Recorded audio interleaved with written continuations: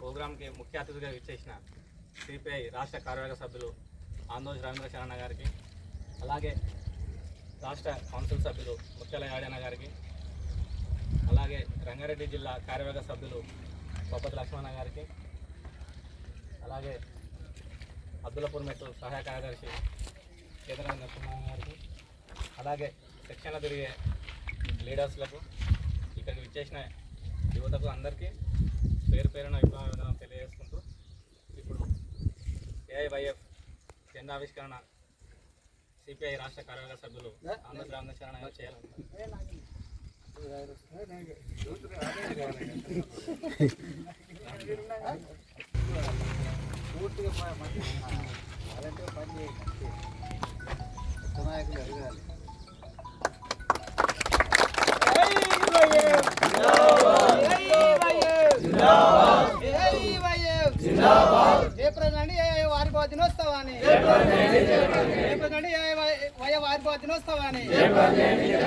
జోహార్ అమరవీరులకు, జోహార్ అమరవీరులకు, వర్ధిల్లాలి శాస్త్రీయ సోషలిజం, వర్ధిల్లాలి శాస్త్రీయ సోషలిజం. పోరాడదాం విద్యా వ్యాపారానికి వ్యతిరేకంగా, పోరాడదాం నిరుద్యోగ సమస్యకు వ్యతిరేకంగా, పోరాడదాం అన్ని డిపార్ట్మెంట్లో ఖాళీలను భర్తీ చేసేంత వరకు.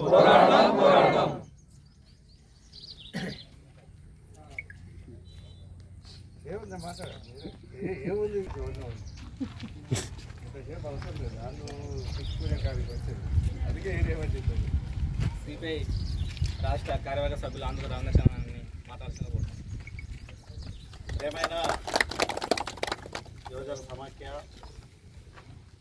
సభ్యులు, అదేవిధంగా ఈ కార్యక్రమానికి అధ్యక్షత వహిస్తున్న ఏఐవైఎఫ్ అఖిల భారత యువజన సమాఖ్య జిల్లా అధ్యక్షుడు మన మధు, ఈ కార్యక్రమంలో పాల్గొంటున్న సిపిఐ రాష్ట్ర సభ్యుడు పోరాట కార్యదర్శి యాదిరెడ్డి గారు, జిల్లా పార్టీ కార్యదర్శి మాజీ కౌన్సిలర్ బొప్పతి లక్ష్మణ్, అదేవిధంగా గ్రూప్ ఇక్కడ ఉండినటువంటి అందరు ప్రజా సంఘాల నాయకులు, కమాండర్స్, మీరు చాలా దాదాపు 1 గంటన్నర నుంచి వెయిట్ చేసిన మీ అందరికీ కూడా పేరు పేరు నమస్కారం. ఈ మా అఖిల భారత యువజన సమాఖ్య ఇది ఒక ప్రాముఖ్యత కలిగినటువంటి సంఘం.